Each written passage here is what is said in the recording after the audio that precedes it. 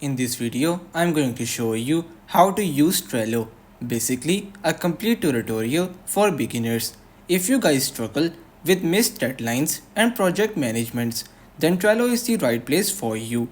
People who are not caught up with their work deadlines and are constantly under pressure needs an application that can assist them in their work. So first of all, you will have to open up a web browser of your choice and simply search for Trello. Once you search for Trello, you will have to click on its official website. Once you click on its official website, you will see a different kind of interface. You will have to sign up using your Google account. So simply enter your email or click on sign up. Then you will have to use your Google account to continue. Once you are signed up, you will see an interface like this. On this interface, as I already used Trello, so there are a bunch of workspaces and boards created. But for you, you will see a mostly empty interface. On the top are the most popular templates from which you can take inspiration and even copy them. Below the popular templates are the recently viewed section. In this section, you will be able to see the boards or workspaces that you opened recently. Keep this in mind that the templates you view will also appear here. Then, below the recently viewed section, you will see an option that says your workspaces. In your workspaces, you will be able to see all of the workspaces that you have created on Trello. On your interface, you won't be able to see any workspace. Only the option of creating a new board will be visible to you, about which I will tell you shortly. Last option is the guest workspaces. In guest workspaces, you will be able to see the workspace in which you were added. Like for example, if someone added you in their workspace through the share options in Trello, you will be able to see those workspaces in this section.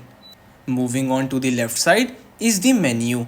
Second option is the templates. So let's click on it and you will be able to see that in templates, you will see all kinds of workspaces that are created by people. There are tons of different templates that you can use and take inspiration from. Like for example, if I will select the education option and then let's suppose that this is the template that I really like. So you will have to simply click on it, then simply click on use template.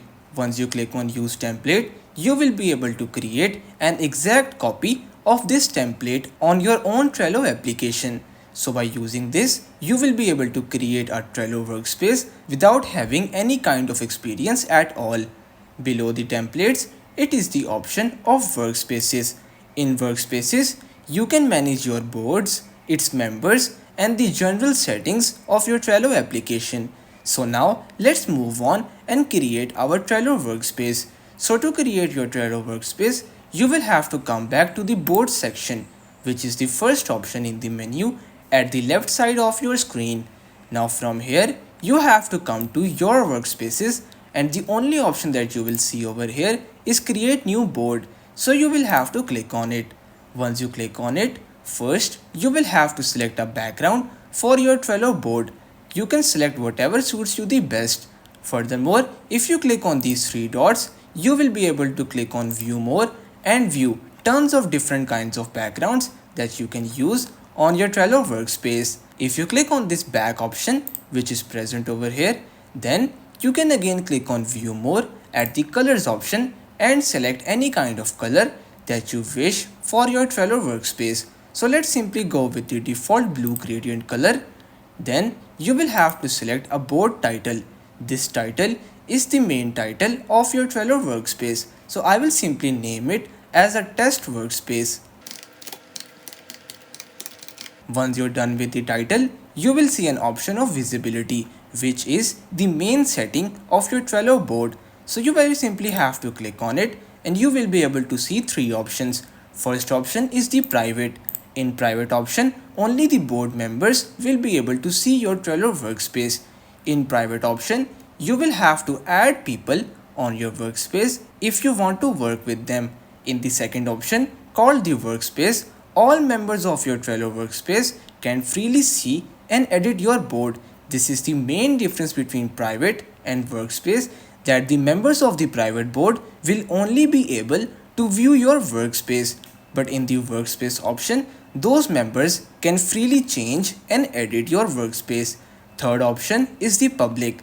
In public, anyone on the internet can view your workspace. So you can select the visibility according to your need. So for right now, I will simply select the private option. Then you will have to click on create. Once you click on create, you will be redirected to a blank Trello workspace. On this interface, it randomly sometimes creates the list for you, sometimes it doesn't. So on this blank space, what you will have to do to create a list is to very simply click on add a list.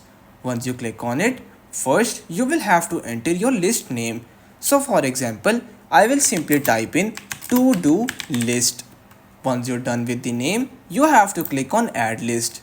Now as you guys can see, the first list of my Trello workspace is now available right over here. Now let's move on and simply add another list. So to do that, you don't really have to do anything. Trello will automatically create a second list for you. You very simply have to again enter its name, and once you're done, again click on add list and Trello will again create another list for you. This process will be repeated until you click on the cross icon. So now for our second list, I will simply go with the name doing. Now again click on add list. As for the final list, I will simply select the name completed and again click on add list. Now I will click on the cross icon, and as you guys can see, I have easily added 3 lists on my Trello workspace. Now moving on, if you want to add a card in your Trello workspace, what you will have to do is to simply click on add a card in the desired list. Once you click on it, you will again have to enter the title, or you can paste a link for your Trello card. So as for the title, let's suppose I am creating this list for my house chores. So I will select groceries and click on add cart. As for the second card, I will simply give it a name that says car wash, because I am creating this Trello workspace as my assist for doing my house chores. So once you're done with the title, again click on add card. Now as I have told you guys already, if you won't click on the cross icon, these cards will keep on stacking continuously. So you have to click on the cross icon to finish this process. The cards in your Trello list are actually the contents in a list. So you can enter whatever you want as a card. Like for example, I created these two as a card for my house chores workspace in Trello. Now I will show you how Trello works. So for example, in the to-do list, the groceries are pending. Suppose you are now doing groceries. You can drag the groceries card in the doing section or the doing list. Now it indicates that you are doing groceries. Once you have completed this task, you can simply move the groceries to the completed section. Same is the case with car wash. You can very simply drag it to doing and then into completed option. So by using these methods, you will be able to very easily understand how the Trello workspaces work. I have used a very basic and simple example of house chores in my Trello workspace. But as you guys probably know, the Trello application is used for many complicated tasks as well as simple tasks. So once you get the hang of Trello's interface and how lists and cards work, I will now tell you some additional cool features that are actually very useful. So for example, let's simply click on the groceries card. If you click on your card, you will see a bunch of options over here. If you click on add, you will be able to add labels, dates, checklists, members, attachments, and custom fields on your Trello card. So first of all, let me tell you what labels are. Labels are an easy way to identify your cards or differentiate them from other cards. Like for example, if I was to select this red label, it will add that label on this specific card only. This will help me differentiate it from other cards. Like for example, if I have forgotten something from the grocery stores, then I can add a red mark on this that will indicate that there is still something left. You can go creative with your labels and add as much as you want. Furthermore, you can click on this edit option in front of that label and then give a title to that specific color as well. So apart from the labels, What you can also do is to add members in this Trello workspace. So to do that, you very simply have to click on the share option, which is present right over here. Once you click on share, you can now simply enter the email address of that specific person or the name of that person if they are already using Trello, or you can click on create link and then send this link to that specific person who you want to add. Once they are your board member, you will be able to see their name right besides your name. If someone has sent you a request, you will receive that request in the join request option. Additionally, you will see your profile icon right over here. If you click on it, you can now edit your profile info and your profile picture as well. Another cool thing is the lock option.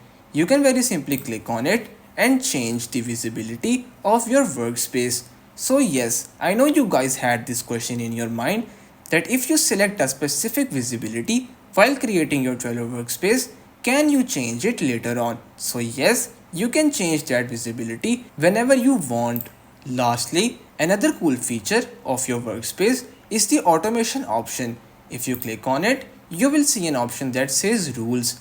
In rules, you can create a specific rule that will respond to a specific action automatically. You can schedule them or have them imply instantly. So everyone, that pretty much covers the basic for Trello. Now, you should keep exploring and utilize Trello as much as you want. Keep this in mind that the world of Trello is very vast, so you will have to do exploring on your own and learn new things. So that's pretty much all for today's video. Consider subscribing to our channel for more informative videos in the future. Until then, stay safe.